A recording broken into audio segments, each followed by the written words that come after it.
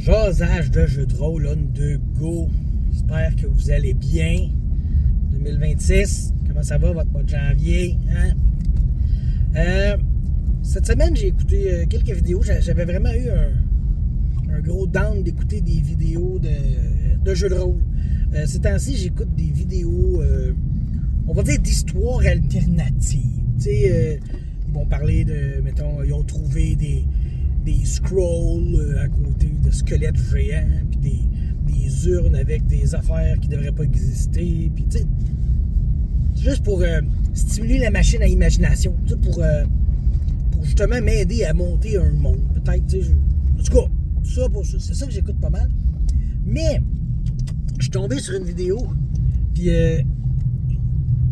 qui expliquait dans le fond Donjon Dragon c'est rendu où, tu sais. Puis là, je faisais, ouais, c'est ça, on a déjà parlé, tu sais, Donjon Dragon a l'immunité parce que ça s'appelle Donjon Dragon. Tu sais, ce jeu-là peut faire à peu près n'importe quelle niaiserie, il va quand même s'en sortir, tu sais.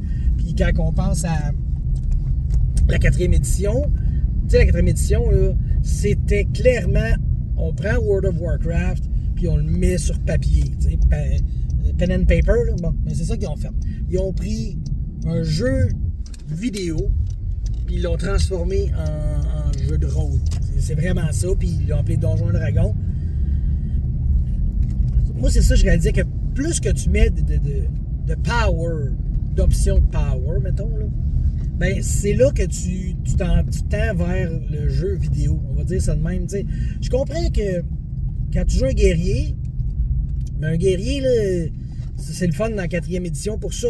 Tu peux faire des attaques qui tassent, des attaques qui font tomber, des attaques qui permettent de marquer la cible.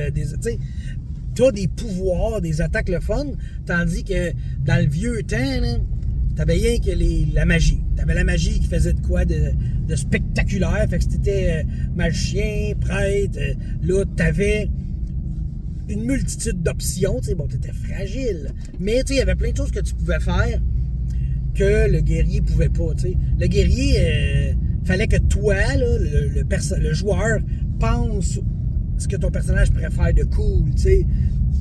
Le mage aussi. Là, je veux dire, moi, mes joueurs, ils ont fait un mur de glace, mais au lieu de le faire de même, ils l'ont fait dans les airs au-dessus des méchants. Fait que ça a tombé ces méchants, toi, esti. Ils ont tout tué le village d'un coup de même, crac! Les orques n'ont eu aucune chance. T'sais. Tu peux être quand même créatif dans ce que tu fais, mais comment dire, t'es pas obligé, en tout cas. T'sais. Mais c'est ça, c'est que je repensais à ça, 3e édition, là, quand ils ont rentré les feats, là. Tu sais, les feats, c'était ça.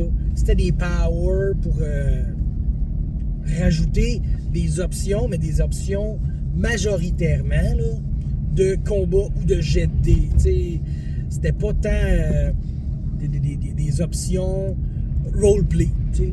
Tandis que tu regardes les vieux jeux, il n'y avait pas ça. Puis tu sais, quand tu faisais tes options, ben c'est ça. C'était des options roleplay, du lore que ton personnage avait. Tu sais.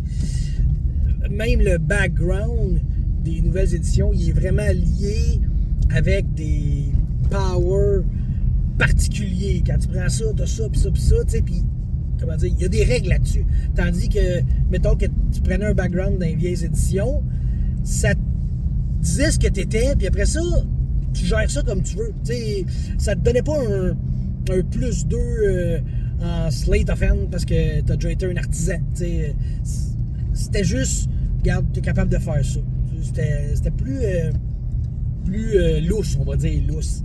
Puis, ben, c'est ça, le jeu de rôle, tu sais, quand tu joues à un jeu, tu as un cadre, un jeu vidéo, tu as un cadre, tu peux pas vraiment sortir de ça parce que c'est pas programmé. Ils ont pas programmé la possibilité dans, justement, tu joues à, on va dire, Skyrim, tu sais, je veux dire. Tu joues à Skyrim, ben, ils n'ont pas programmé la possibilité de te partir un magasin. Tu sais, je veux me faire une boulangerie, moi. Comment je fais ça? Tu sais, dans un jeu de rôle, tu pourrais, là. Moi, si je voulais me faire une boulangerie à D&D, là, ben, je pourrais. Je veux dire, le maître, il s'adapterait à ça, puis il inventerait de quoi. Mais il n'y a pas de règles pour faire une boulangerie, puis c'est parfait comme ça. Mais, mettons ça, c'est plus lore, c'est plus background, c'est plus setting, tu sais, c'est pas des power, c'est pour ça qu'il n'y a pas de règles là-dessus. Fait que, ben, c'est ça, dans le fond, je voulais comme vous parler de la vidéo que j'ai écoutée. Que plus ça va, plus que c'est des power. Puis, tu sais, j'ai fait un commentaire sur un groupe Facebook, tu sais, à cette heure, c'est plus du Donjon Dragon, c'est du Marvel médiéval, c'est ça, là. Puis, hey, j'ai eu plein de pouces bleus sur Facebook, j'étais content, là. Ça faisait du bien de se sentir vivant. À chaque pouce bleu nous donne un peu de vie. Mais, tu sais, c'est ça, là. C'est pour ça que, après être ressorti de Night Bellow, de la deuxième édition, j'ai vraiment ce sentiment-là qui est encore plus fort, tu sais. Si tu me dis on joue à 5e, moi je joue à 5e. Je veux dire, je vais avoir du fun. Mais ça se peut bien, gros, que je te fasse des affaires setting, campaign, lore, roleplay. Puis que, tu sais, les powers vont passer un peu en deuxième position. Disons, tu sais, c'est sûr que je sais que je joue à Donjon Dragon. Je suis pas câble. Je sais qu'à Donjon Dragon, tu dois te faire un bonhomme qui est bon en combat. Okay? Il faut le faire. Puis, comment dire, le jeu est fait comme ça. Depuis l'invention justement du tank healer DPS, là, ben là, ça, c'est comme ancré pas mal partout. Puis dans ce jeu-là, c'est encore plus fort. Tu sais, dans, mettons, Brigandine, t'as pas besoin du tank healer DPS. C'est sûr que ça va mieux, mais c'est pas monté comme ça. Le jeu est pas fait comme ça. C'est ça, je veux dire. D&D, ben, c'est de moins en moins un jeu de rôle. C'est de plus en plus un jeu vidéo sur table. Êtes-vous d'accord? Je veux ça dans les commentaires. Surtout dans des vidéos réponses.